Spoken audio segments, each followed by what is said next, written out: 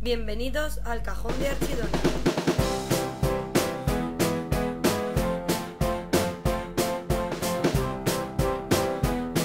Hola a todos, bienvenidos un día más. En el vídeo de hoy os quería mostrar un haul de rebajas y bueno, hay algunos artículos que son de temporada, pero en principio la gran mayoría son de rebajas.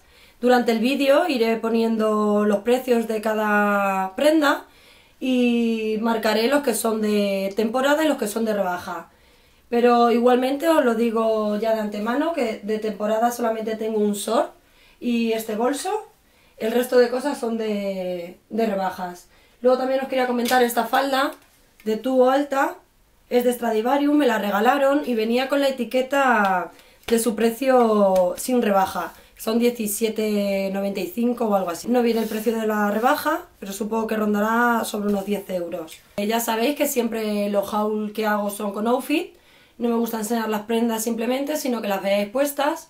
Sacaré prendas que ya tengo en mi armario para combinar con las nuevas. Solo las que voy marcando en el vídeo son las prendas que me he comprado. Y bueno, nada más, espero que os guste el vídeo y bueno, también recordaros que mis redes sociales os las dejo en la cajita de información, que si no estás suscrito te puedes suscribir para no perderte ningún vídeo y eso es todo, nos vemos en el siguiente vídeo.